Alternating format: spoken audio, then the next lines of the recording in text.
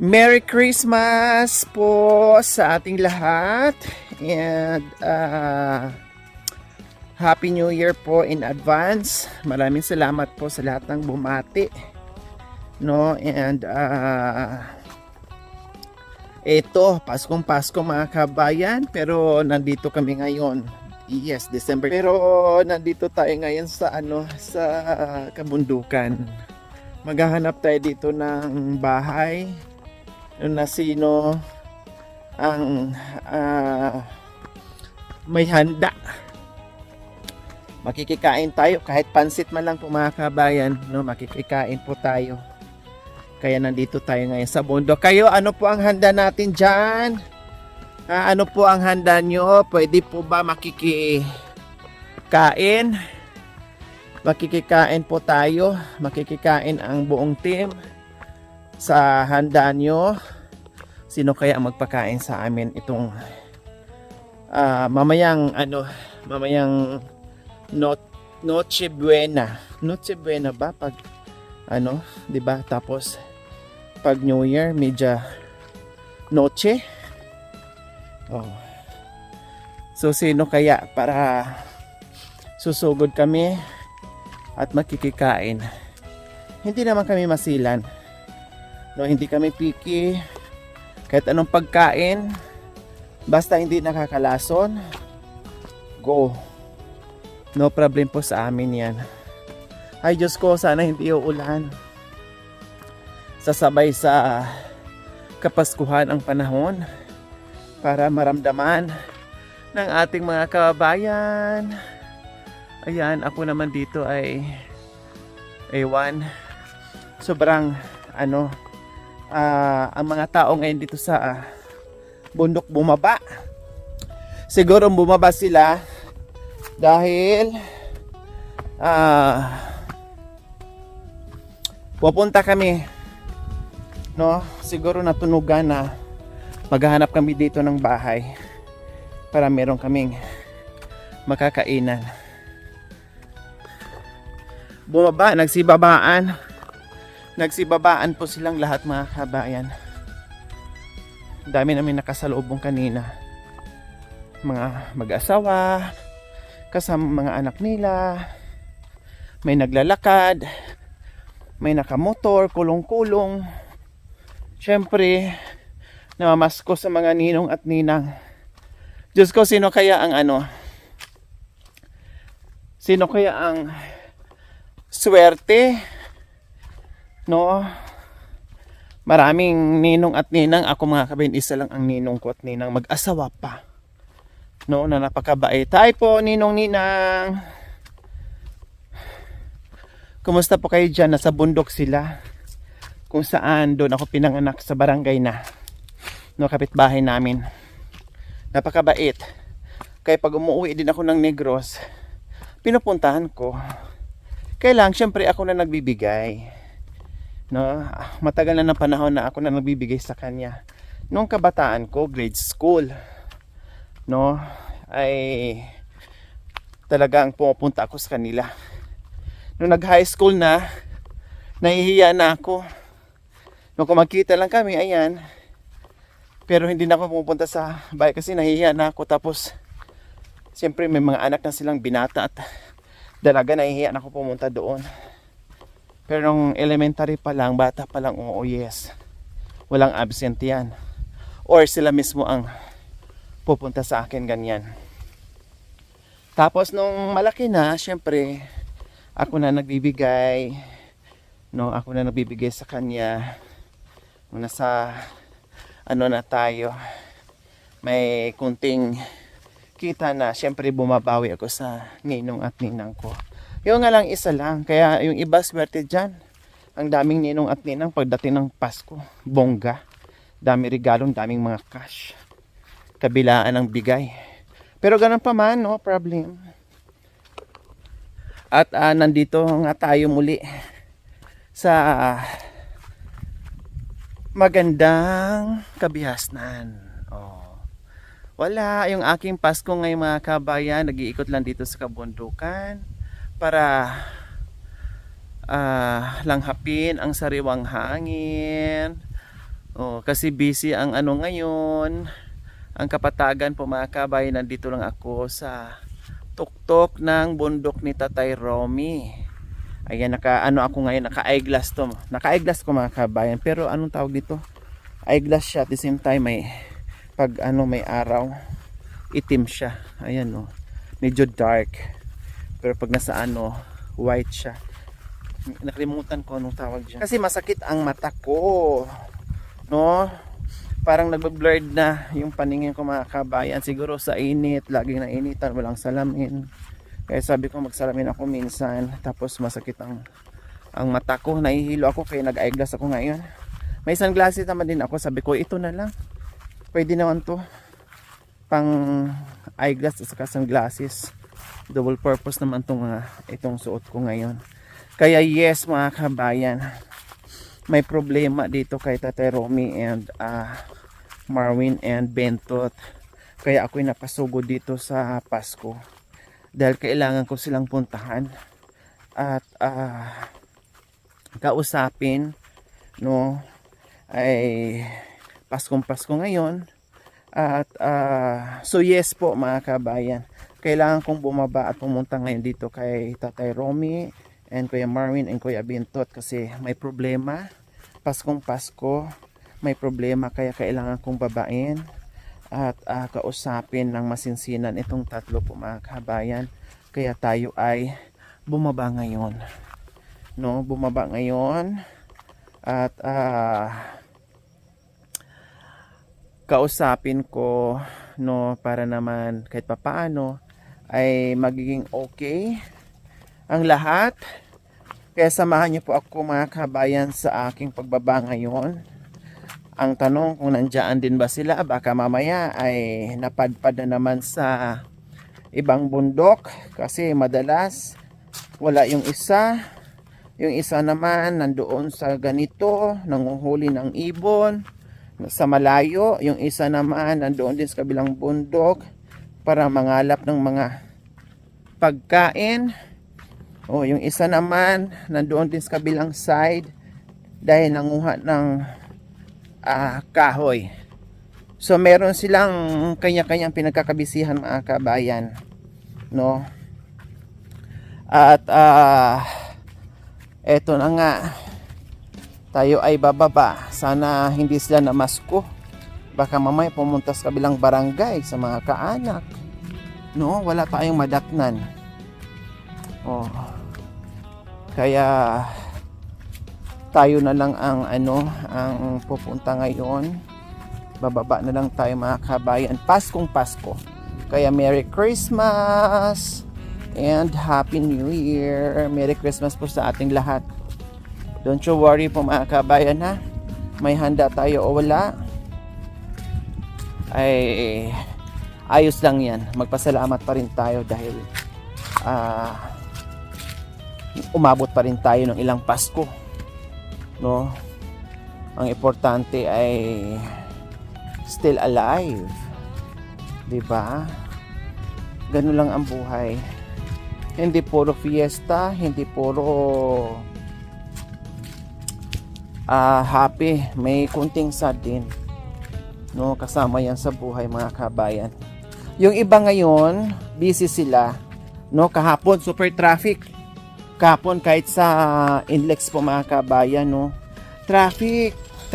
Ang daming papuntang Maynila, ang dami rin galing Maynila papuntang norte, no? Magkabila ang lane po mga kabayan.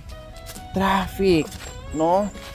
Busy yung iba sa punta sa sa mga kaanak nila, sa mga rest houses nila, no, sa ibang bahay nila, no? Busy sila, lalong-lalo na mga kabayan yung nagtatrabaho, no?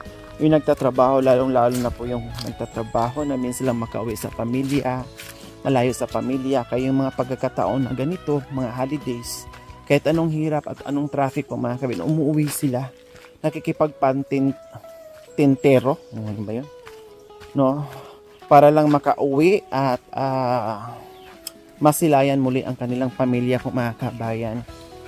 no, na kahit pa paano ay sa maiksing panahon makapag-banding sila, kita-kita sila, no, makapag-usap-usap, makapag-celebrate ng simpleng selebrasyon, no, ay nandoon sila. Sobrang traffic kahapon, grabe.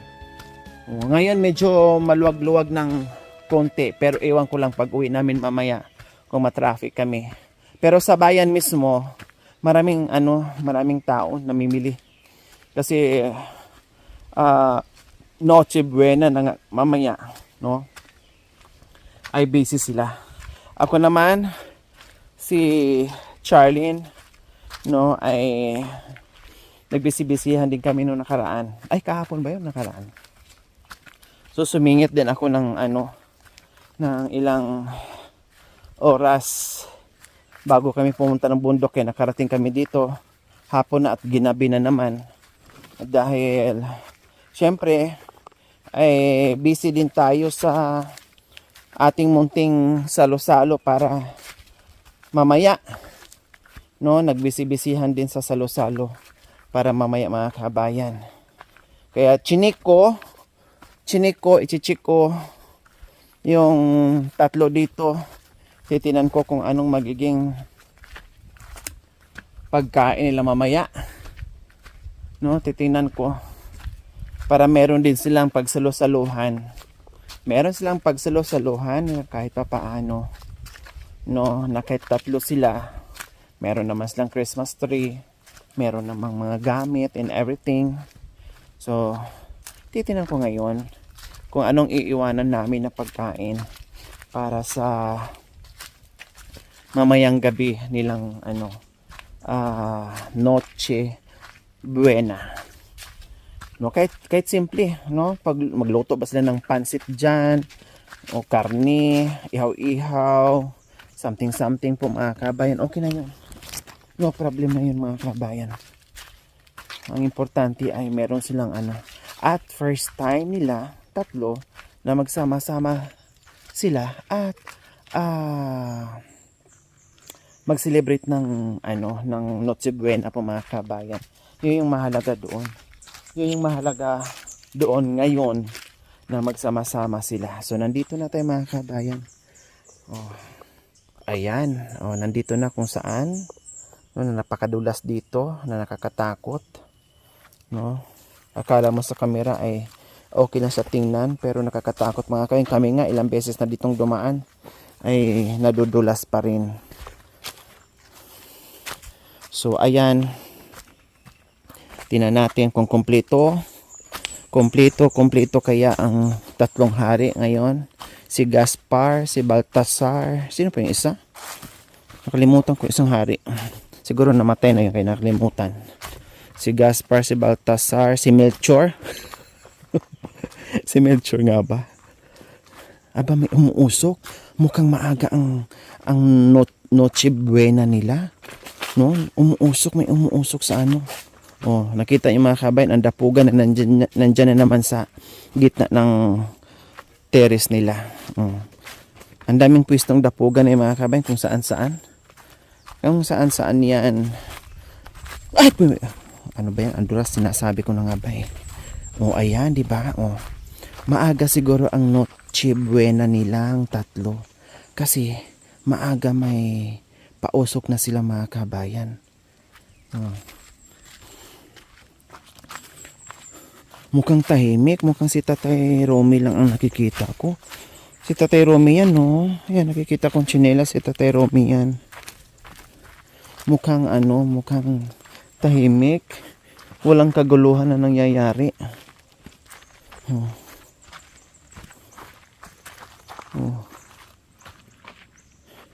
Aba, may nakita akong nakasampay doon na damit. Teka, dito muna ako iikot. May nakita akong nakasampay na damit ito mga kabayan. Mukhang may maaga. No, may naligo ng maaga. Kaninong damit ito? Ay, kay Tatay Romy ito mga kabayan. Yan ang sinasabi ko mga kabayan. Pagdating ko dito, nakakaligo na sila. And then si Tatay Romy yung mga sinusuot niya na paborito niyang isuot na pang araw-araw, nilalabhan niya at sinasampay, dito nga Dito yung sinampay sa itaas ng bubong ng CR. Oh, naligo na siya. Din bukas, magbihis siya or kaya mamaya, yan na naman isusuot niya. Pero nalabhan. Mukha nga lang siyang walang ligo, mukhang walang bihis kasi nga, ganyan ang ginagawa niya. Yan, ganyan ang ginagawa niya mga kabayan. No? Naliligo, labhan, isampay dito, maya-maya yun na naman, kaya mukha siyang walang ligo. Hindi na nakahanger kasi nandito loaded. Loaded yung mga marami nakahanger dyan. So, titinan natin dito. Mukhang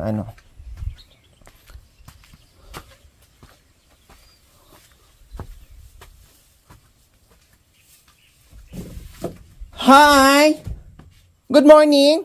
Oh, bakit parang may tao dito sa loob? Saan? Sa abong. Kanina sana alas 9 nadatnan. So, ayan po mga kabayan, si Tate Rome. Good morning! Good morning. Oh, naman ilaw. Nangabong?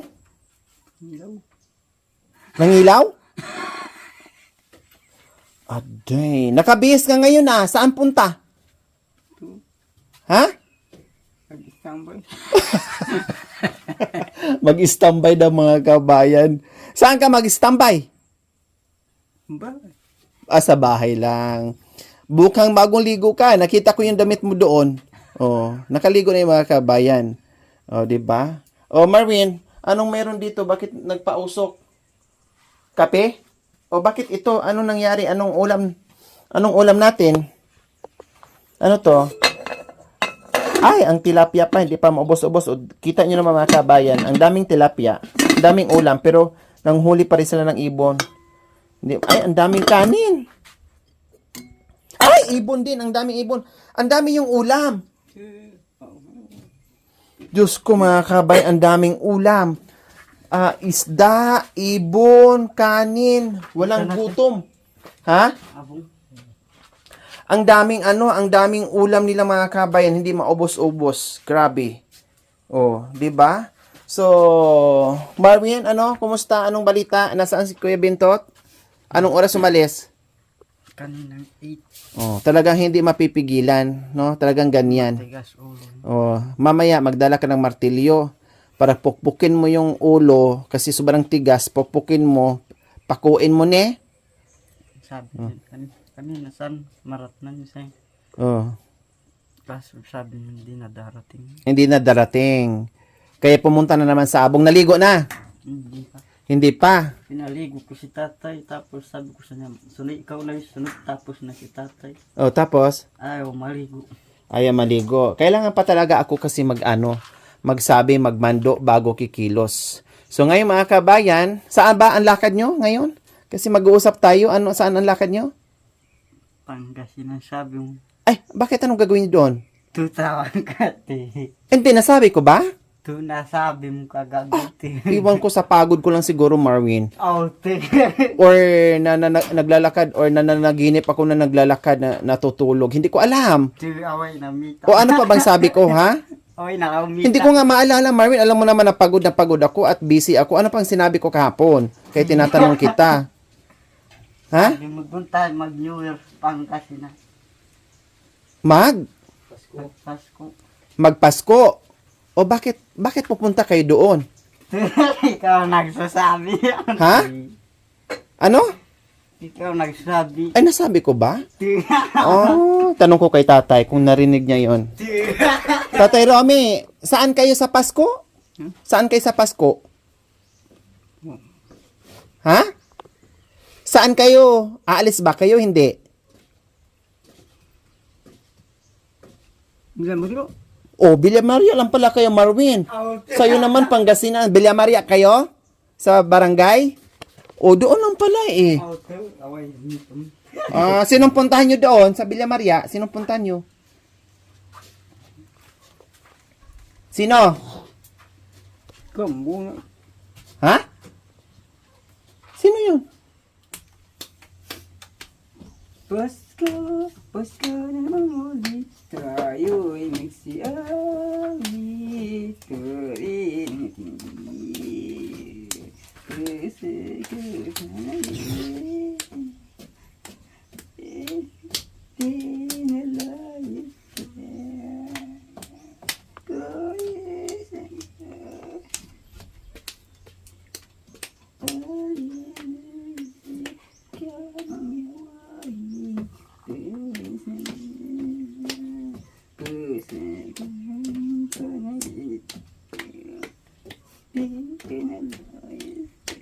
Okay, so ayan po mga kabayan.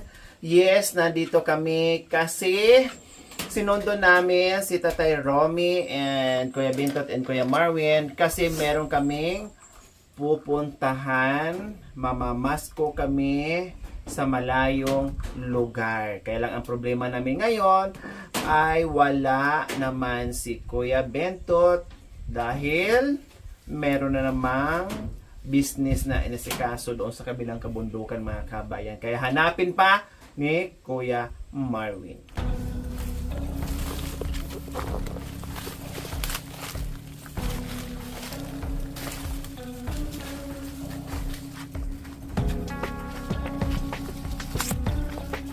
Medyo masukal lang po. Napagsukan ng daanan.